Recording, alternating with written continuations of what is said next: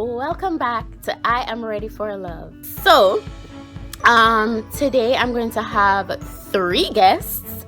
They sent in their responses to some questions that I sent out. So let's just watch them, and then maybe, just maybe, you will get to have a full interview from one of them.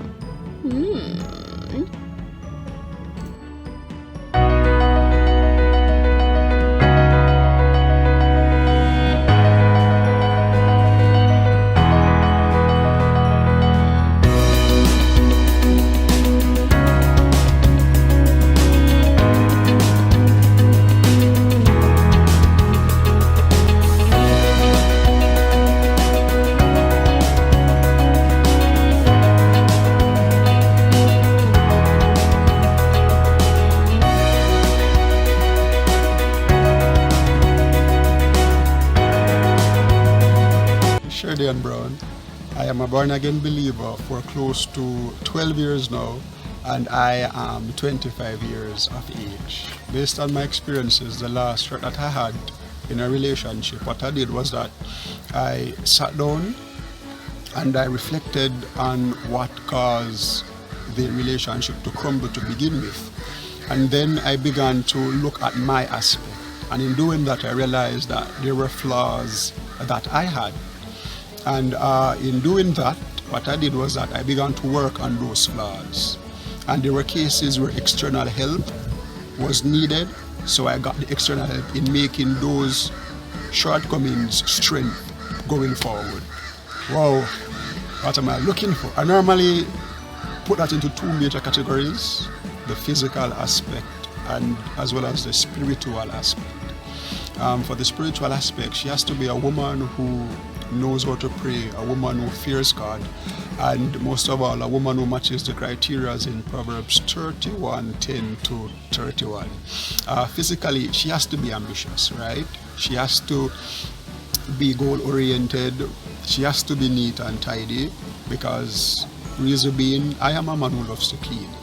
And so if I clean, the last thing I want is to have a woman who messes up the place. That for me is a no-no.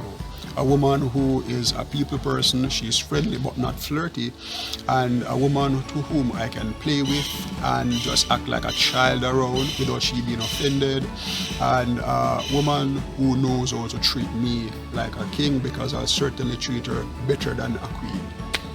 Yes, it matters a lot, because what's the point in being with somebody or somebody who you call as your significant other, and yet they don't believe in your dreams and your ambitions? To me, if that's the case, it wouldn't make sense being with a person like that, because in all fairness, it would seem as if you're with a stranger who doesn't know you in any aspect at all. Hey guys, so I'm just gonna go right ahead and answer these questions for you. For me personally, one of my biggest fear is really just investing my time, my energy, and my love into a person, and then it all goes to waste. Like, some guys, they'll put up a show when they're interested in you, and then in the long run you really find out their true colors. So that's really irritating to me, just wasting my time that could have been spent on myself, focusing on my goals and whatnot. So yeah, that's really a big turn off for me as it relates to relationship, and it's something that I really look out for, you know. So for me, I don't really think it's necessary, because they have some successful relationships where they're kind of in the low, where they don't really put their relationship in the highlight or the spotlight. But however, I do think a little affection can be nice sometimes, to let a person know, well, this is my girl, or this is my boyfriend, or whatever, you know.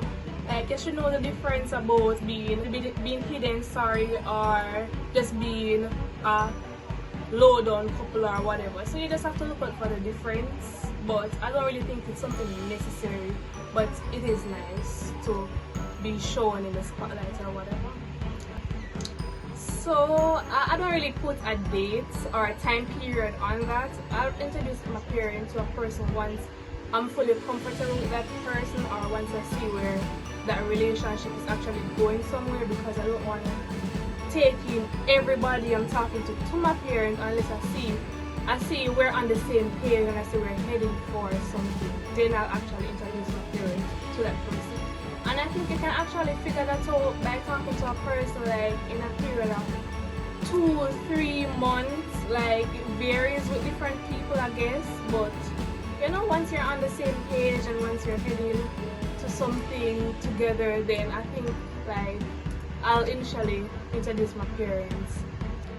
So for me personally, I believe that while you're single, while you're enjoying the single life and whatnot, you should first learn to love yourself and love yourself unconditionally, because once you're able to love yourself, you can accept love and you can give love, and not accept any form of love, like accept genuine love. So I really think that's important before going into a relationship.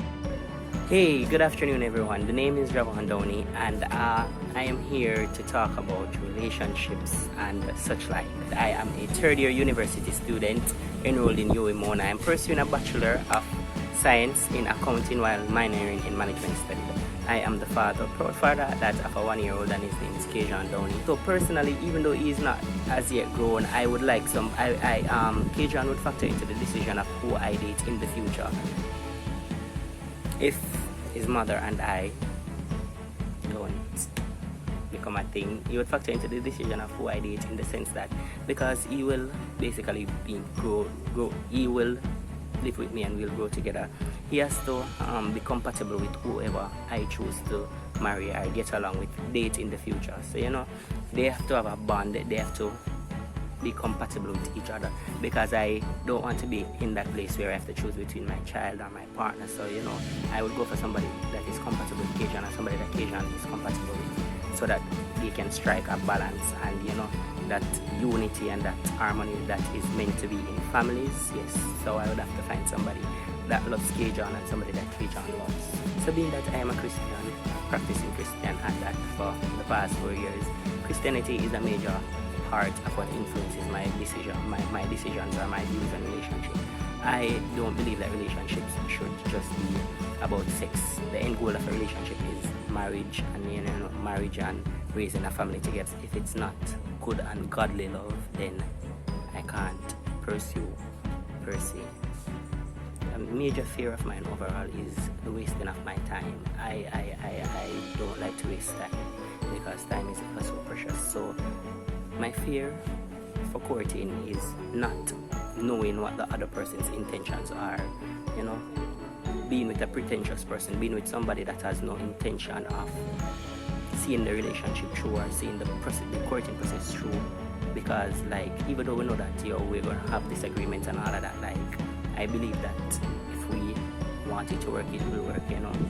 So my major fear is wasting my time, starting to commit to a relationship that will not go anywhere.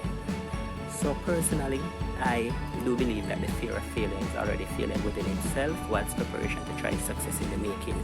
And with that mantra, I have learned from my mistakes, and I have evolved in the sense that I no longer fear failure. Because as the Jamaican adage says, nothing beats a failure than a trial. So 5 years ago, certain other things that I'm doing now, I wouldn't have done them. So I've evolved in the aspect that I'm no longer afraid of failing, because when I am not afraid of failing and I do try, then success is imminent. So I've evolved in that area. Thank you, and I hope that this will prove beneficial. Thanks again.